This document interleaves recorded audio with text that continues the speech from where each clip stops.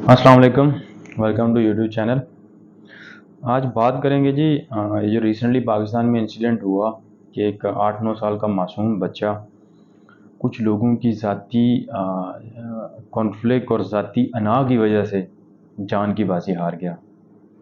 उस बच्चे को जीने का हक़ था, उस बच्चे को ये भी हक़ था कि उसके वालिदैन इस बीमारी की मुश्किल कंडीशन में उसके पास होते।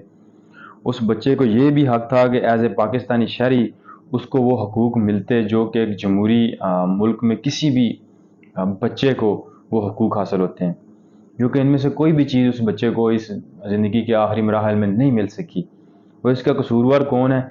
इसके कसूरवार वो ताकतवर हलके हैं जिनके हाथों में ये सब कुछ था और उन्होंने ये सब कुछ होता हुआ देखा, बल्कि जानबूझ के इसमें जो है वो ट्विस्ट डाला कि ना उस बच्चे के बाप को मिलने दिया गया उससे, और ना ही उसका इलाज किसी हॉस्पिटल में होने दिया, और उसको ये बावर कराया गया है क्या कि हम ताकतवर हैं और आप एक कमज़ोर हो, और जब तक आप प्रेस कॉन्फ्रेंस नहीं करते तब तक ना तो आपके बच्चे का इलाज होगा और ना ही आप जेल से निकल सकते हैं और अपने बच्चे से मिल सकते हैं। तो जब से 9 मई हुआ, ये फैमिली जो है वो विक्टिम रही है इस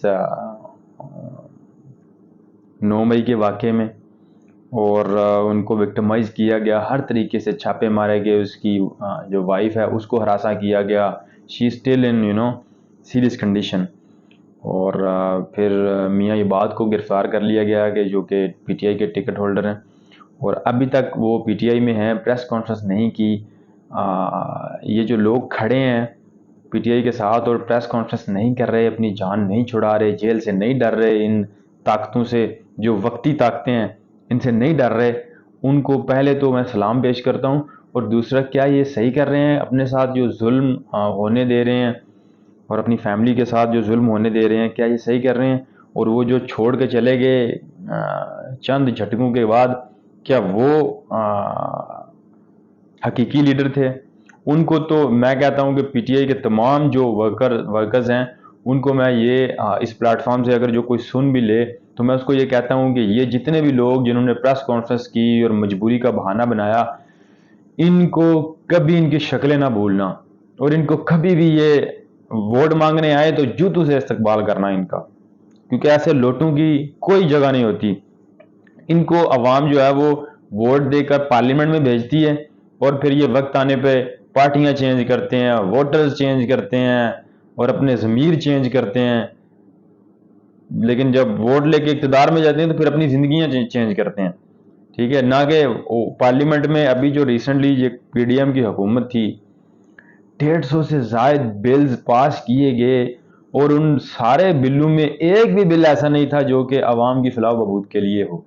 सारे के सारे बिल अपने ज़ाती मफाद के लिए और केसेस ख़त्म करने के लिए जो है वो बदले गए। क्या हमारा आइन इतना ही कमज़ोर है कि हर दूसरे दिन कोई ना कोई आता है और उसमें तब्दीली करके अपने मफाद के लिए इस्तेमाल करके चला जाता है? जो आता है वो चेंज करके इस्तेमाल करके चला जाता है। क्या आइन इतना ही कमज़ोर है तो ये बनाया क्यों गया था? इतना कमज़ोर आइन, हर जो भी आता है उसको इस्तेमाल करता है, अपने मफाद के लिए चेंज करता है, बदलता है और चला जाता है। यानी मजाक बना के रखा हुआ है अवाम को भी, आइन को भी और मुल्क को भी। तो मैं ये ताकतवर हलकों से ये कहता हूँ कि हाथ जोड़ के ये कहता हूँ कि आप पाकिस्तानी अवाम को जीने दो, उनको भी वो हक मिलने दो जो उनको मिलना चाहिए। और 9 मई जैसे वाकयात करवा के और सियासतदानों को गंदा करना छोड़ दें, आप अपना काम करें, सियासतदानों को अपना काम करने दें, क्योंकि जब तक हर कोई बंदा अपना अपना काम नहीं करता ना, तब तक ये मुल्क नहीं चल सकता। हर बंदा दूसरे के काम में टांग अड़ाने को लगा हुआ है, और ये जब तक आप डोमेन में रह के काम नहीं करेंगे तब तक ये मुल्क नहीं चल सकता। और सबसे अपील है कि अपने अपने अपनी अपनी डोमेन में रह के सब काम करें, सियासतदानों को अपना काम करने दें, जुडिशरी को अपना काम करने दें, और स्टैब्लिशमेंट जो भी बाकी रह जाती है सब अपना काम करें, क्योंकि जब हम एक दूसरे के काम में टांग अड़ाते हैं ना तो फिर काम खराब होता है। और इसी टांग अड़ाने की वजह से पिछले 70 सालों से हम पीछे ही जा रहे हैं। आखिर ये जुल्म का निज़ाम कब तक चलेगा? तब तक चलेगा तब जब तक अवाम चलने देगी, क्योंकि जब अवाम अपने हकूक़ के लिए निकलना छोड़ दे, अवाम अपने हकूक़ की फ़िक्र करना छोड़ दे, तो फिर कोई भी दुनिया की ताकत उसको जो है वो तबाही से या बर्बादी से नहीं बचा सकती। نیلسن منڈیلا کی ایک سینگ ہے نا کہ جس قوم میں صحت، تعلیم اور تعمیر یہ تینوں شعبے منافع بخش کاروبار بن جائیں، اسے تباہی سے دنیا کی کوئی بھی طاقت نہیں روک سکتی۔ تو وہ سچ ہے، پاکستان میں کون سا ایسا سرکاری ادارہ ہے جو کہ منافع بخش کاروبار نہیں؟ سب منافع بخش کاروبار۔ اسی لیے پاکستان کی جو حالت ہے وہ ابھی تک نہیں بدلی، اور تب تک نہیں بدلے گی جب تک عوام اپنے حقوق کے لیے نکلے گی نہیں۔ تو انسان کے بس میں کیا ہوتا ہے جب ایک ظالم ظلم کر رہا ہو معاشرے میں، تو وہ کیا کر سکتا ہے؟ انڈیویجولی وہ کیا کر سکتا ہے؟ وہ یہ کر سکتا ہے کہ اگر وہ اس کے پاس پاور ہے تو وہ اپنی پاور سے روکے، اس کو طاقت سے روکے۔ اگر نہیں روک سکتا تو کم سے کم اپنی زبان سے بولے، اور اگر زبان سے بھی نہیں بول سکتا کم سے کم دل میں تو برا سوچے کہ یار یہ غلط ہو رہا ہے۔ لیکن آپ یہ سوچیں کہ جو اس بچے کے باپ کو اس کے جنازے میں شرکت کے لیے لایا گیا، وہاں پہ جس طریقے سے لایا گیا، اور وہ جنازے میں بھی اس کو چھوڑا اور 4 پولیس اہلکار اس کے ساتھ تھے، کیا وہ اتنا بڑا ٹیررسٹ تھا؟ اس نے بہت سے لوگوں کو قتل کیا تھا، وہ ایک بھاگا ہوا مفرور مجرم تھا۔ یہاں تو جو مجرم ہے وہ بیمار ہوتے ہیں تھوڑے سے، ان کے پلیٹلیٹس کم ہوتے ہیں اور وہ لندن چلے جاتے ہیں، تھوڑا سا ان کو بیمار ہوتے ہیں تو وہ دبئی چلے جاتے ہیں۔ کیا یہ اتنا بڑا مجرم تھا کہ اس کو اتنا بھی فری نہیں کیا گیا کہ جا کے آرام سے اپنے بچے کا جنازہ پڑھ لے، اور جنازے کے بعد تدفین کے بعد اس کو واپس لے جائیں؟ آپ وہاں پہ اس کو لایا گیا ایک جیسے اس نے بھرے مجمع میں کسی بم پھوڑ دیا ہو، اس کو اس طرح تذلیل کے ساتھ اس جنازے میں شامل کیا گیا اور پیچھے سے پکڑ کے رکھا اس کے کپڑوں کو کہ کہیں یہ بھاگ نہ جائے۔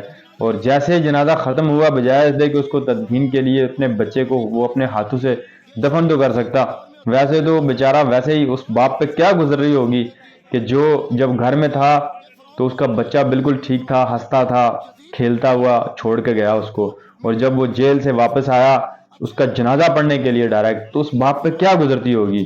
اس کا جواب کون دے گا؟ اس کا جواب یہاں تو شاید کوئی نہیں لے سکے گا ان لوگوں سے، لیکن اس کا جواب ان کو اوپر جا کے دینا پڑے گا۔ اور اس ظلم کے نظام پہ میں تو سب سے ایک ہی اپیل کروں گا کہ آپ اگر تو طاقتور ہیں، اگر نکل سکتے ہیں تو اپنے حقوق کے لیے نکلیں، اور اگر آپ اتنا نہیں کر سکتے، کم سے کم اگر آپ کو جو چیز آپ کو غلط لگتی ہے اس کے خلاف بولیں، بات کریں۔ جب تک آپ چپ رہیں گے آپ کو کے کبھی بھی حقوق نہیں ملیں گے، کوئی بھی آپ کو، سب یہی اصل میں غلامی ہے کہ یہ ملک آپ کا ہے، یہاں حق ہے آپ کا کہ آپ کو جو ہے وہ سارے رائٹس دیے جائیں، لیکن نہیں دیے جاتے۔ آپ کے ٹیکس کے پیسے سے یہ ملک چلتا ہے، اور واپس وہی لوگ آپ کے پیسوں سے اپنی عیاشیاں کرتے ہیں اور سارا بوجھ آپ پہ ڈالتے ہیں۔ تو بوجھ کس پہ ڈالا جاتا ہے؟ بوجھ غلام پہ ڈالا جاتا ہے۔ اس کو پتہ ہے کہ یہ غلام ہے، یہ نہیں بولے گا آگے سے، تو یہ غلامی کی زنجیریں توڑ دیں۔ وہ خان صاحب کہتے ہیں نا کہ وہ غلام کی کوئی زندگی نہیں ہوتی، اس سے بہتر ہے کہ میں مر جاؤں۔ آزادی جو ہے وہ پلیٹ میں رکھ کے کوئی بھی نہیں دیتا، یہ چھیننی پڑتی ہے۔ یہ جو غلامی کی زنجیریں ہمارے پاؤں میں جھگڑی ہوئی ہیں، یہ ٹوٹتی نہیں ہیں، یہ توڑنی پڑتی ہیں۔ تو ہم سب کو ایز اے انڈیویجول ہم کیا کر سکتے ہیں؟ کم سے کم اس ظلم کے خلاف آواز اٹھا سکتے ہیں، اور جب تک اس معاشرے میں ظلم رہے گا بات کرتے رہیں گے۔ اچھا جی، افکار علوی کے 2 شعر ہیں اور وہ پڑھ کر پھر کلوز کریں گے کہ مرشد کسی کے ہاتھ میں سب کچھ تو ہے، لیکن مرشد کسی کے ہاتھ میں کچھ بھی نہیں ہے۔ مرشد میں لڑ نہیں سکا مگر چیختا رہا، خاموش رہ کر ظلم کا حامی نہیں بنا۔ اللہ حافظ۔